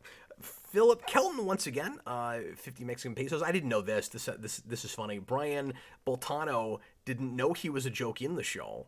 He found out in the theater as the kids start singing what he would do. That's great. Yeah, that's pretty good. Chewbacca's Lover, $5 super chat. Team America got Hollywood actors mad at them. Sean Penn sent an angry letter ending with "Fu." It's amazing that it got made even more than this film. Yeah, I think that's like, unfortunately, like a thing that a lot of these types of shows get, where they make fun of a lot of celebrities. They get a lot of celebrities that are pissed off and freak out about it. Yeah. Again, I don't want to get too political, but I just wish that more people had the the attitude of, I mean, it's comedy. Yeah. Anything can go in comedy. I wish people took themselves a little bit less seriously, and in general, I wish we weren't as sensitive, especially now as a society, because I feel like we've taken that so far that it's getting to where it's kind of scary. It's kind of hard to say in a lot of different contexts where you can get away with speaking your mind and with making your art the way you want to make it and all of that. And that's part of why I found this refreshing, even if it's not my thing. Mhm. Yeah, for sure. I need to live in a world where you can put this out and not worry about never working again, even if I don't want to see it. Mhm. Yeah, especially in a world It's with also okay streaming, for we can just throw celebrities to say I didn't everything. like that. I mean, Yeah, like don't get me wrong, that's okay. They can say that, but if they're trying to assholes like about it. get people banned or you get things banned or get people canceled, that kind of thing, that bothers me. But Yeah, just when you're an asshole about it. But you can be like, look, this joke's not funny.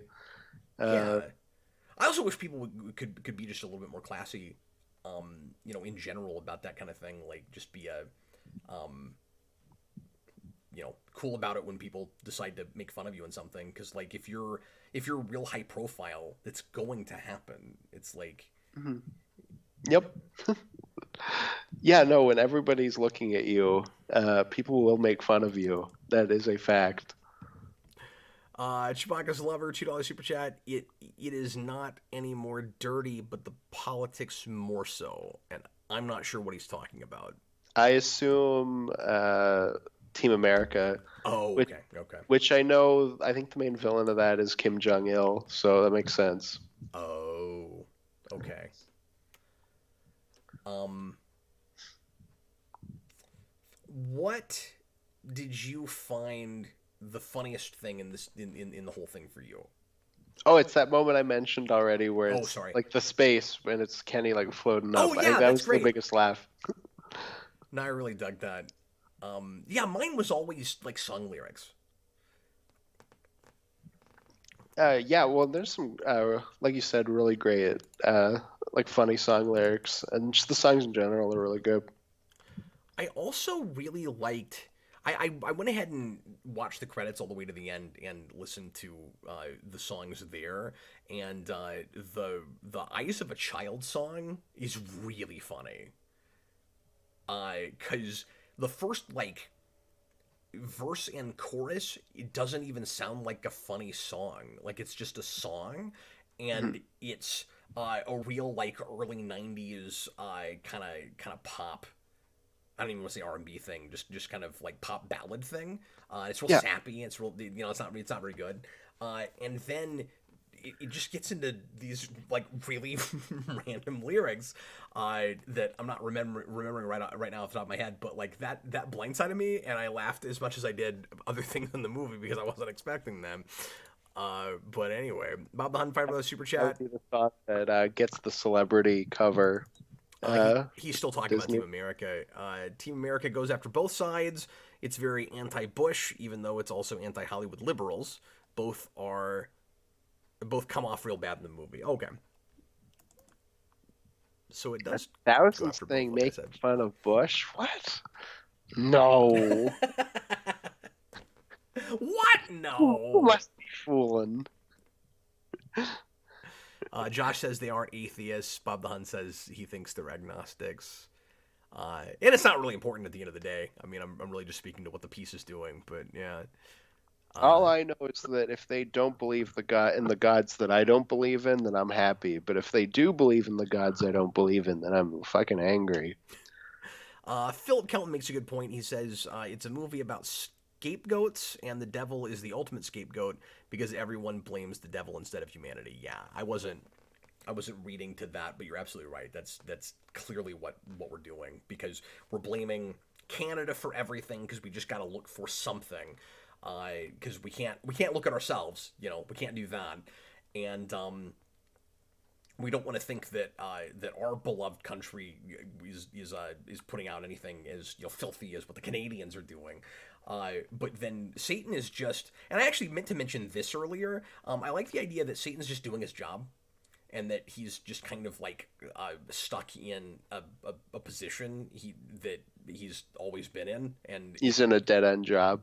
yeah, but also that he's like put in a box, like he is a stereotype and like an archetype, like you know he's always been Satan, so that's what he has to do. He's like his heart's not even in it. It's not what he doesn't even want to do that. He's just kind of stuck having to do that, and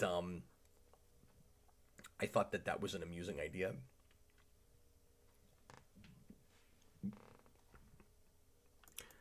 But also because it's a movie that's somewhat about stereotypes and things. Like we're labeling things. Like everything has to be this and not something else. So we're doing that with the devil. Yeah, no, all of that works really well, and it's a fun B plot. Obviously, all the stuff about like Satan being like in a relationship with his Saddam Hussein and all of that, like that didn't do anything for me really. But Yeah. You didn't love high pitched voice Saddam Hussein? not really. I mean, like I get the. It's one of those things where like I get it. It's just not funny to me. I get the idea. I guess I kind of like the idea that he's way more evil than even Satan. It's kind of funny, but then I don't know. Maybe I was finding Satan even more sympathetic than I was supposed to because I was like, I don't even think you're really evil. I'm not sure why you like Saddam Hussein. And there's a lot of people that are in hell that aren't evil because nearly everybody goes to hell. That like you would have your choice of better people than Saddam Hussein. So why are you sleeping with Saddam Hussein? Here are things I never thought I would see in a video. Sorry, what? So go sleep with Gandhi. Yeah. Josh Fido Super Chat. My favorite joke is, you want to know what sucks about being a Baldwin? I don't know what. Nothing. Yeah, that is pretty funny. Yeah, like no, that's a good joke. A little bit less pop culture references and things than I expected in this movie.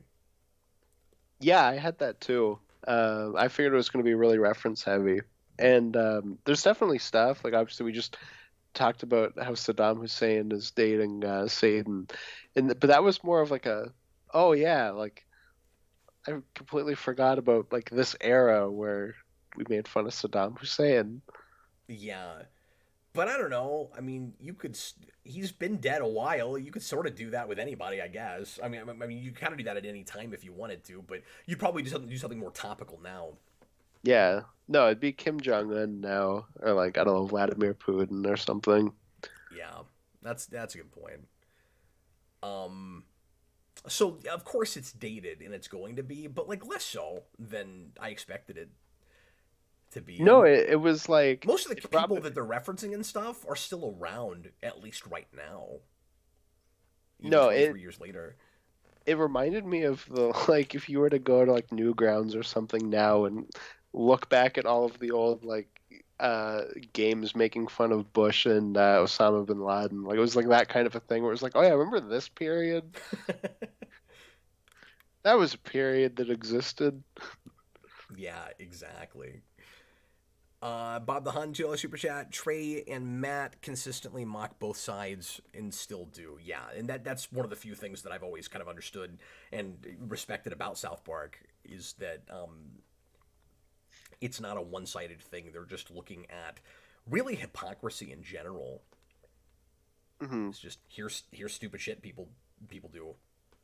Yeah, exactly. It's just the idea that like we're all kind of idiots. Let's just laugh about it. But especially in this country, you Well, know. yeah, fucking America. I meant to ask you Mhm. if you how much of the Canadian stuff you found funny, or if too much of it was like the obvious cliche stuff, or if we like pounded the audience over the head too much with it, because like you're always making fun of Canada and like just your own country and stupid things that you think your country does. But like I wondered if there's so much of it. I wondered if at some point you'd be like, okay, enough already. I get it. I do find Canadian jokes kind of make my eyes gloss over, and not from the point of view of like, oh, you're making fun of my country, but it's a lot of stereotypes that I don't see in my day-to-day life. So I've always just been like confused to how some of that starts. So it's like, oh, you have to have like oh yeah, like a boot, but like I don't hear people say that. So it's just kind of like, oh yeah, it's the Canadian stereotype everybody makes fun of. But I guess I don't know. Yeah, that was one where I was like, okay, that's real typical. Like we had to stop everything and go on about that for a long time. But then at the same time, like I'm always making fun of that in Smallville and other shows where like characters that aren't supposed to be in Canada but pronounce that way. So like there's obviously truth to it. It's not like it's a thing that we landed on somewhere one time because it was like a Canadian that said that. Like yeah, Canadians say that. I don't know. I don't know. I guess just not nobody I know. I don't know. I don't. Do I say it? I don't know. I feel like you do, but Yeah, now we're both going to be self conscious of it to the point where we'll never hear you say yeah. I don't know. I feel like I say about, but I don't know. it. People So, when hear is people that it's the a thing, but instead of that they say oh, there, where it's like, oh, like this there. That, and then when you get into like more like rednecky Canada spots, it goes from there to dare. It's like, dare. oh, that just sounds uh, like southern, Yeah, Arkansas or something weird. yeah, it's French Canadians for you. Okay, so naturally, with the title I gave this video, we ended up going way longer than we usually do on a request. In my defense, some of that was super chats, and thank you guys a lot for participating and supporting the channel and such. Austin, what did we cover that we need to talk about? Well, first off, just on that title, now that we know this, I think it's really unfortunate that this title isn't about circumcision. I'm not sure if there's a way to make it about that without just doing the same thing that they did. So I'm not, Yeah. I'm not gonna overthink it and try to get that in there. Really, I don't think. I You're not think I'm gonna good try to without cut it. it down. No, I'm good. I'm good with it. I'm good with the title about this being a short video being too long and it not being a short video. Like I'm fine with that. Oh, okay. So it's like you go in expecting it to be circumcised, but it's not. Sure. Yeah. See, now it's an irony uh, before it's subtextual. Hmm. Yeah, yeah, There's exactly. there's nothing layered to that joke. It's just, oh, look at that timestamp. That timestamp is different than what the title suggests. Philip says asked favorite song. I already kind of gave mine. It's the "What Would Brian Bordano Do" song, I think. But what is yours, Austin? I don't know, but I've had the Uncle Fucker song stuck in my head all day, so I guess I'm gonna have to go with that. Okay, but you said when you told me about that, you said you wanted to kill yourself, so I assumed you didn't like that song. No, it's just because I had it stuck in my head all day. Especially because I only remember the chorus. That's the worst is when you have a song stuck in your head, but you only know like 5 lines, so it's just those 5 lines going over and over. Well, guys, we're going to go ahead and end off now. Thanks a lot for watching our super long request on this. There was a lot more interest in this than I expected there to be. And also, I just got sucked into a time vortex, and I don't feel like we've been at this for an hour and 45 minutes. I don't know about that. When I saw 50 minutes, Austin, I was like, I thought we just got here. I don't know what happened. So Yeah, it's pretty typical. I'm sure I fell down a rabbit hole somewhere. So Yeah, I had to leave to go get tissues. It's that was like 3 minutes of the whole thing. I don't know. I was gone for like a whole fucking hour. Were you really? Oh Yeah, man, jeez, I did get sucked into a vortex. yeah, you're just rambling about nothing. Yeah, if you go back to that part where you were getting, I totally was rambling about nothing. Yeah, absolutely.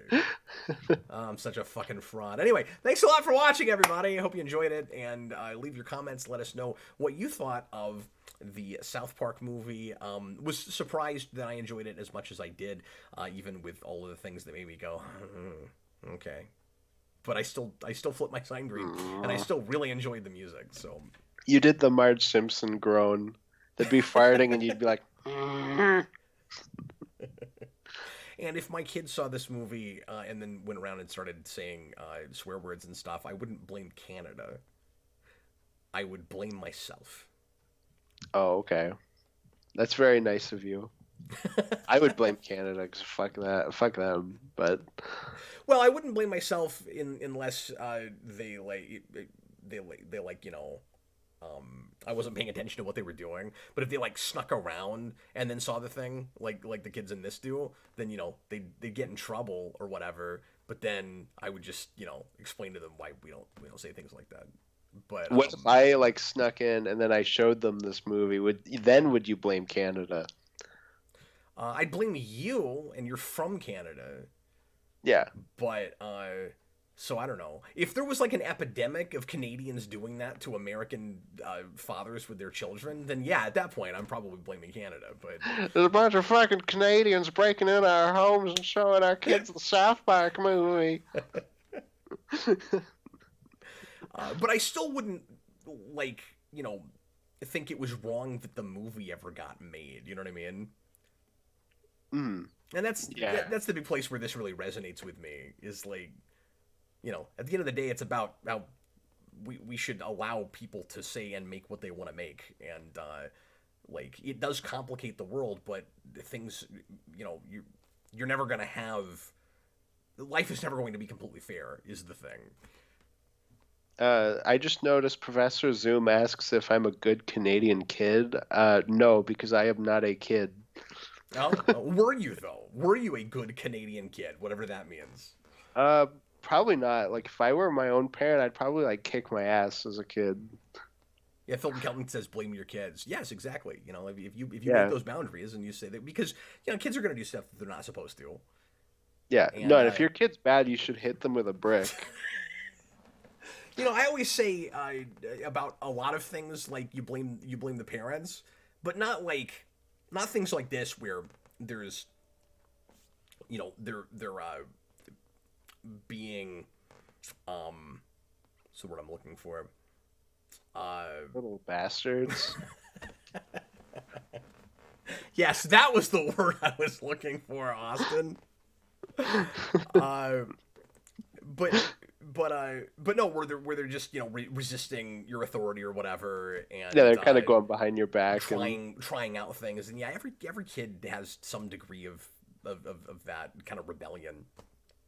yeah, it's all For a bit. natural. They're gonna do things they're not supposed to, and then you have to discipline them. That's where the brick comes out. I also really like this kind of. Let me say this real quick. This kind of modern parenting satire that's in this, where we got to go to war with Canada, but the discipline we do for our kids is they're grounded for 2 weeks and that's it. And I'm not talking about like every parent is different, like how extreme you should be with your discipline with your kids or whatever. But the idea that the leader kid at the end who goes up, in the SO tour and all of that, and is like the worst thing that could possibly happen is you get grounded 2 weeks. I thought that joke was funny. Yeah, exactly. No, that's pretty good. There's a nice sense of perspective from the kids. This weird innocence, even though they're swearing all the time, and as Austin would say, a bunch of little bastards. Yeah, exactly. Fucking children, dude. But anyway, we're going to go ahead and get going. Thanks a lot, guys, for watching. Sure appreciate it. And we'll see you again real soon. I was Captain Logan. This was Austin, the Day Ghost. If you'd like to make a request for the request, patreon.com/Geekvolution. The $15 tier lets you pick a comic miniseries or a graphic novel or a movie or a pilot for a TV show that we've not seen or an episode of a TV show that we have. And we'll be back on regular request day again next Wednesday.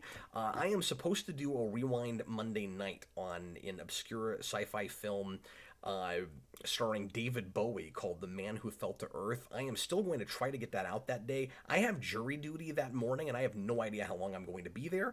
So that could fall through, and I could have to do it later, but hopefully not. Hopefully it'll be all right. Maybe your trial will have to do with children being bastards. Philip Kelton, another super chat. Kenny went to heaven and didn't go to church. No, he should just go the fuck to church already. I knew you were going to say that. I knew it! That had to come up at some point. Yeah, it was right there. No, it was obligatory. If you hadn't said it, I absolutely would have. Yeah. No, it was right there. Philip Kelton said that's the message of the film. Oh, that's the message. Oh, yeah. That he went to heaven and didn't have to, and never went to church. Yeah, Philip has a lot of reads on this movie. Understand, I've seen this one time, so I didn't get real heavy into analysis and stuff, having only seen the movie once. But it is interesting that he gets to go to heaven at the end, and was not really Christian in the first place. I thought the message was you should break your kids' legs so that they can't leave and cause trouble, which will then lead to war with Canada. I think it's just, if you save the world, then you get to go to heaven. It becomes like that Captain Kirk Star Trek 4 thing, where it's like, or like a James Bond, like Daniel Craig Bond thing, where like he like goes rogue, but he saves the day. So they're not letting us in. Like I'm trying to finish the show, and they're not letting us. Philip, another super chat. Thanks, man. Cause he lives his values as a Christ figure. Yep. That is correct. Raymond Nightmare, pretend like you don't know how jury duty works. Every single person, without fail, that I have mentioned that I'm having jury duty to has given me some sort of advice about how to get out of it. Yeah. Like everybody. Do you blame them? Not really, but like, I don't know. At the same time, it's also a thing that I've never had to do and I'm somewhat curious about. So like, unless it's like a really long several week trial where I end up, having to be like sequestered or something, I also don't think I would mind doing it just for the experience of doing it, Yeah. What if you got free food though? Well, if it's good food, but it's, they put you up in like an expensive hotel and you get like room service. Yeah, but if it went on too long, if it was like a week, it might be okay. But if it was like the OJ trial, like fuck that. Yeah, if it were the OJ trial, you'd be like, fuck it, he's innocent. Let me leave. No. Anyway, thanks for watching, everybody. Wow, what are we doing next week? I knew you were gonna ask me that. I don't have it in front of me right now. I gotta pull that up. Hold on. While you're doing that, I will say my Yeah. ranking. I've got a new system for this now, and I gotta pull the document up. Give me a second. My ranking for like these kinds of movies that I've seen, I think it's like this, even though this is also really good. And then I think I'd have to put the Simpsons movie over it, just 'cause I'm a big Simpsons guy. And but I think both are inferior to Beavis and Butthead Do America. That is like the peak animated show movie. Anyways, Yeah. And I've never seen that, and I can't get excited about trying to watch that stuff. That seems like very far off, probably. Like, I keep saying sensibilities. I can't think of a better word, but like, I don't know. That seems very far off my interest. I can't imagine me liking Beavis and Butthead, but maybe, I don't know. yeah, I would be interested to see how you respond to that movie, because the movie I think is better than the show, but I like the show quite a bit. But I'd be interested, since you did overall like this, how you would like that. Yeah, this doesn't make me want to use it as a gateway to watch a bunch more stuff like this. Mhm. You know what I mean? Like, Yeah, of course. I'm evaluating it on its own terms and in the experience I had with it this afternoon. You know what I mean? Like, it Mhm. doesn't mean I want to see a bunch of stuff like this right now, but No, of course. there's other kind of. I mean, this isn't in exactly the same category, but like more adult cartoon movies based on TV shows that I've never seen or heard a lot of people talk about. Like, I've never seen the Aqua Teen Hunger Force movie. I don't know how that is. I forgot that had a movie. Yeah, Yeah, it did. in any of that. Nobody saw it. Oh, okay, weird. I think that's coming back now. I saw something about that. It is. I don't know if it's getting like a show revival or just a movie revival, but I think it's just a movie. I don't know. It could be like the Beavis and Butthead thing, because they came back with the new movie, and then like a month later, they were like, "Oh, here's a trailer for two more, like another season of the show. We're doing two more at least. Oh, crazy! Comes out this month." So Next time on the ReQuest, we're doing a movie I've never heard of, and I don't know anything about at all. I like to go into these things blind, called Anchors Aweigh from 1945, and it is requested by Michael Martin. So we're going to look into that and figure out what that even is. so that's Next Wednesday. time. What's our Friday? I don't know yet. Oh, okay. I don't know yet. I'll have to look at my list, and I was going to send you a few options and let you help me pick, so we just haven't done that yet. But right after this, we will figure that out, sir. Sounds good. Thanks for watching, guys. There's Professor Zoom. Have you watched Rick and Morty? I tried. I couldn't do it. Yeah, one of my friends showed me the first few episodes of season 2, which everybody talks about as like the best season, and I was like, "That's fine," but I'm not really like into it. And my uncle showed me the first few episodes of season 2. It's always season 2 people show me for adult animated shows. The first few episodes of season 2 of Everything's Harley TNG. Quinn. Everything has a bad first season, I guess. Yeah, exactly. Everybody's like, I'll show you season 2. My uncle showed me a few episodes of season 2 of Harley Quinn, and I was like really not into that. Oh, I actually like that show. Okay, but yeah.